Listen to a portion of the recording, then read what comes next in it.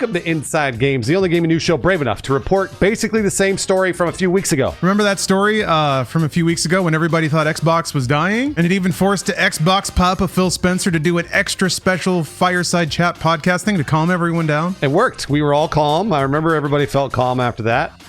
But it turns out that a tactically deployed podcast didn't make people run out and start buying Xboxes. Yeah, so seems not a whole lot actually changed behind the scenes. Barely been a month since the last dust up about how poorly the Xbox is doing, and we got some new hot goss. Oh, sounds bad. That sounds bad. Apparently, third-party publishers are now wondering whether it's worth it to support the Xbox consoles at all, which is a very, very bad sign. Yeah, if they start leaving, it'll be like the Nintendo Wii all over again. But we got to hear more details about this, and to do that, we got to throw it to the Inside Games Goss boss, Charlotte. You want goss? I got goss. I got a whole warehouse of goss. What is a Dr. Seuss-ass script? If you don't get your goss from me, we'll both lose money. Well, I know, but it's so great to see the Goss boss in action. Yeah, well, you know, I love to perform. I also the phrase, I was trying to work in big titty goss girlfriend, but nothing really came to. Anyway, today's X-Goss comes direct from GamesIndustry.biz head Chris Dring, who said on a recent episode of the GI Microcast that Xbox is in real trouble as a hardware manufacturer, and sales aren't good. Yeah, at all.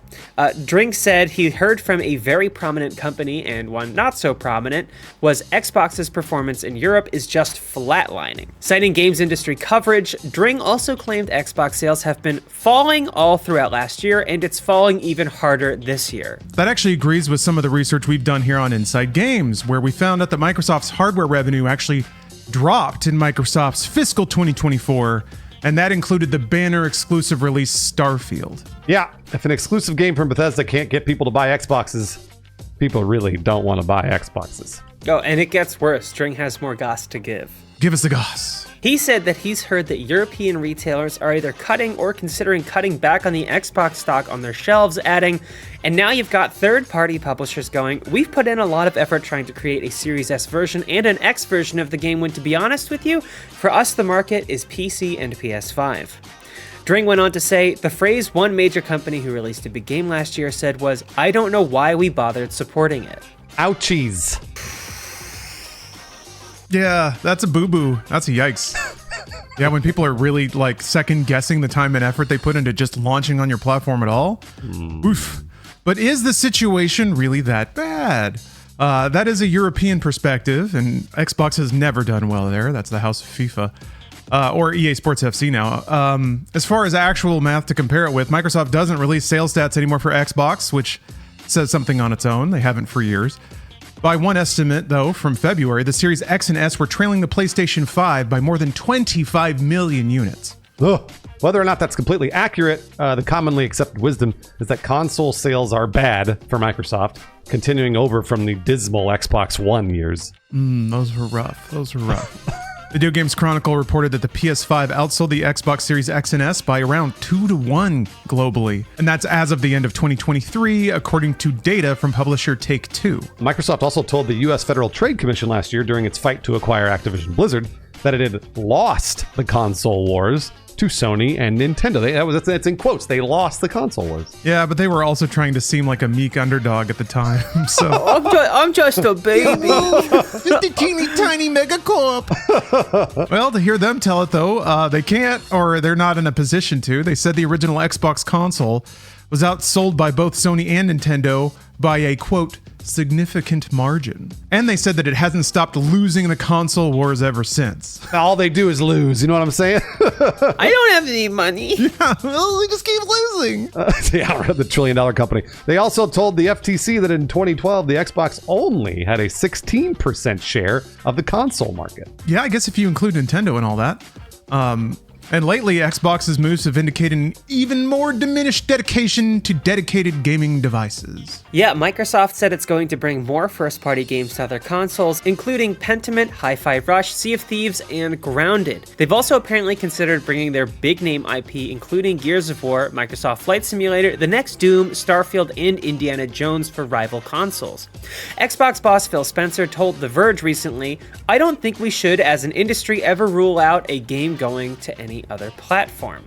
Drink confirmed hearing as much chatter on the GI Microcast saying that the majority of Xbox games will be on more platforms, assuming it progresses as Xbox believes it probably will. All right, well, which is to say, the multi-platform games will probably earn them money because they need money. And Xbox wants to earn money because that's what Xbox and other companies do. We're just theorizing, though. I'm pretty sure they want to earn money, though. Yeah, who can tell what goes on in the mysterious mind of Phil Spencer? Actually, everyone can because he wants to earn money. Yeah. The future holds many possibilities, though, but the present right now has folks like us wondering if Phil Spencer's strategy for Xbox is actually working out in the long run. It's clear that Phil's strategy of being platform agnostic when it comes to games has resulted in not a lot of people buying the Xbox console. Yeah, whoops. I mean, I like it personally, but yeah, not a lot of people bought it, so it is what it is. And honestly, it makes sense if you're a consumer. I am, so I get it. Why buy an Xbox if you can buy a PS5 and get all the good games from both companies? Yeah, or why buy an Xbox when a PC can do everything it does but better? That's what I always think. And also, then you can play some PS5 games on PC too, so you kind of got it all. Hey, not everyone has $50,000 to invest in a gaming PC. Okay, some of us have warehouses full of gas that we're trying to move before Labor Day. Christ's sake. Charlie, you talked us into it. We'll take that goss off your hands. Lay it on me. Oh, the market is alive. We are doing business. I can buy an Xbox Series S. Wow. Actually, I have one, and I fully regret the purchase. It's fully useless because, like, I still have an NVIDIA Shield TV, and I use Moonlight to just stream my PC to my living room TV, and it has completely, like, obliterated any need for the Series S. Like, PC and PS5. Like, and I have a gaming laptop now, so, like, I can just hook that up to the TV. It's tough to admit it. Anyway, and speaking of doing business, Phil blames capitalism for the lack of growth across the industry as a whole. Oh, what happened to all that competition? In the Polygon interview, he said that companies constantly need to show growth or no one will give them money. Oh. He told Polygon, when you have an industry that is projected to be smaller next year in terms of players and dollars, and you get a lot of publicly traded companies that are in the industry that have to show their investors growth, because why else does somebody own a share of someone else's stock if they're not going to grow? The side of the business that then gets scrutinized is the cost side. I mean, Phil Spencer is literally speaking truth here. This is all truth, and nobody ever wants to hear it, but he's being completely transparent. That last part could be a reference to the 1,900 layoffs that occurred at Activision Blizzard after Microsoft made their purchase. Yeah, he added, I don't get the luxury of not having to run a profitable growing business inside of Microsoft. But just across the industry, sitting here at GDC, I reflect on friends of mine in the industry that have been displaced and lost their jobs and how just I don't want this industry to be a place where people can't, with confidence, build a career. So that's why I keep pivoting back to how does this industry get back to growth? Well, I don't know. That's kind of interesting because he's the unspoken thing is that he's probably been tasked with producing a certain profit margin by Microsoft.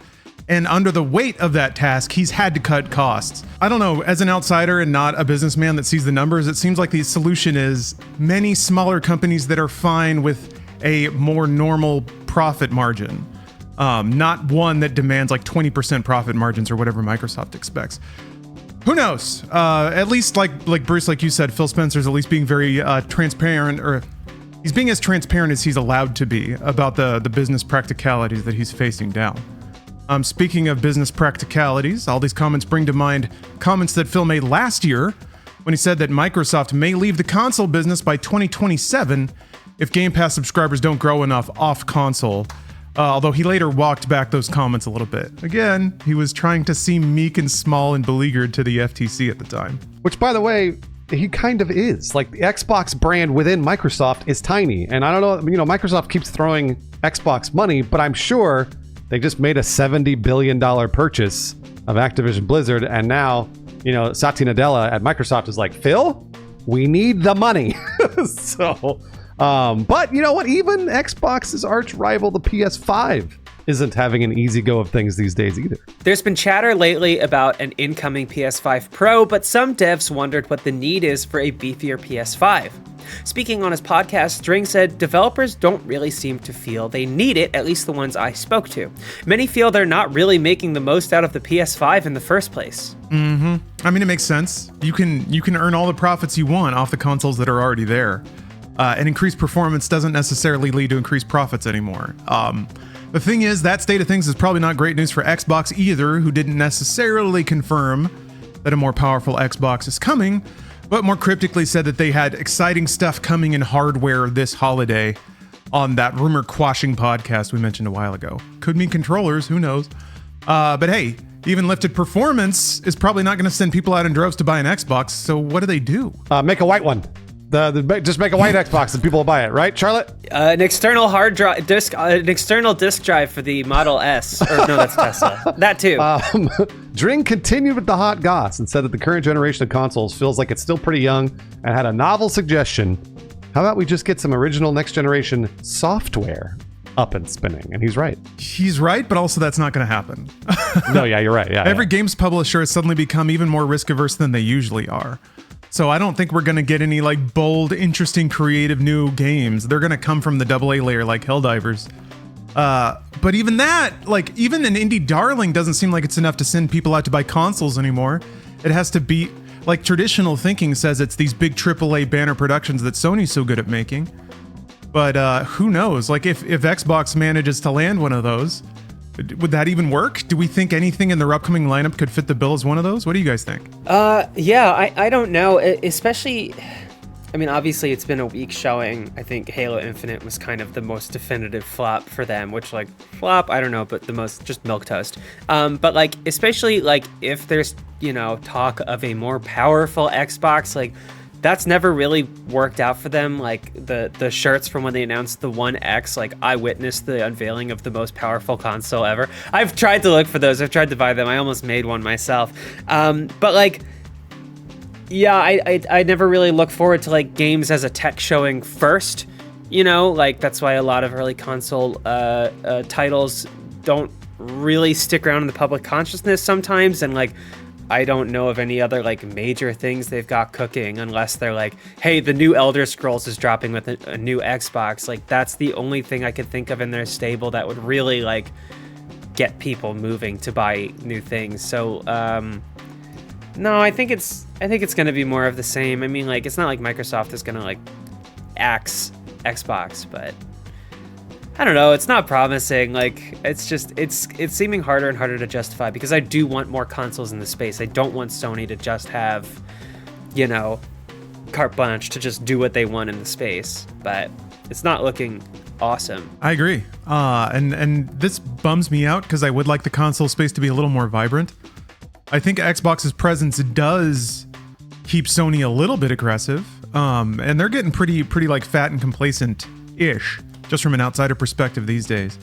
So if they didn't have Xbox to even check them, prices would probably be much higher on PlayStation hardware and games. And it sucks because I actually like a lot of, I really like a lot of the developers that Xbox has in their stable now. And specifically, I love Machine Games and Ninja Theory, but both of the games they have coming have yet to really like spark me, and even in terms of like being console exclusive. I should be way more excited for Hellblade 2 than I am.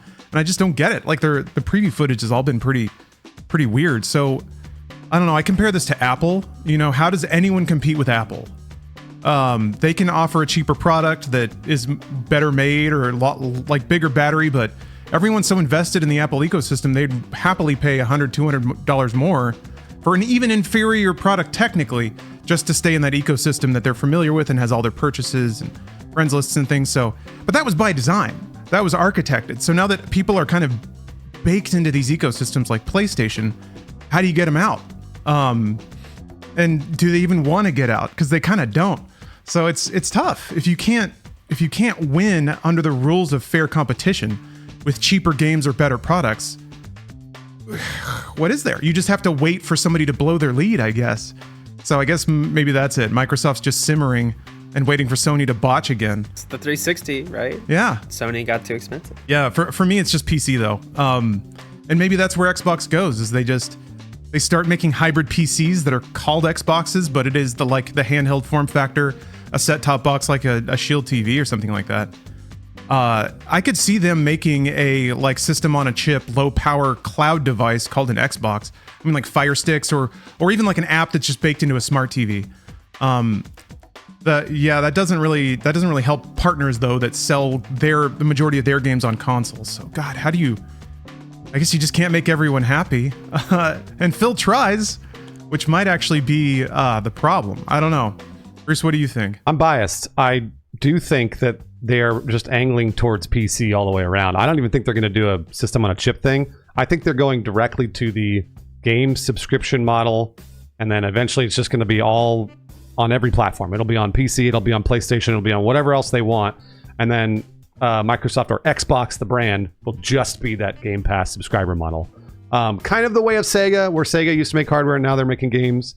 But I think they're just going to turn into that. That seems to be the future of their brand is Game Pass.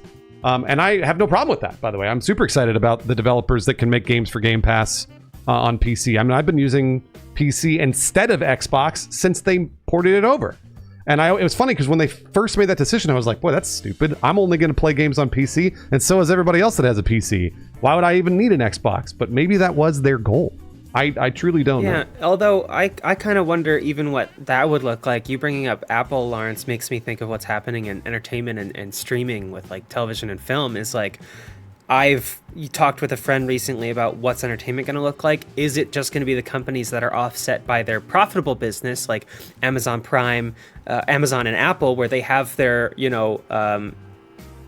their cash inflow from elsewhere, and then they can make these more public-facing things that sort of like give the brand more of like a personal kind of forward thing. And you would think like with Microsoft, like they have enterprise software, they have Azure, like it's not like Xbox is something that people can connect with. And the games that come from Xbox games are things that people can connect with. But if we're not even getting like stuff like, you would think Microsoft, I guess it tells you a lot about like where things are right now, like economically speaking, but like Xbox should be part of the model where the rest of the company makes money so that you can have this kind of endeavor to sort of endear your company to consumers in a different way. Like, I just like, it makes me wonder like, yeah, okay, so if they abandon the box itself, like what's to say that the heads at Microsoft are just like, I don't know, we don't really see the value in this. We just want to be like an AI services thing and just like make computing software. I don't know. It's just weird. Like everything's so tangled up in these big companies. And even if you try to see the silver lining, like,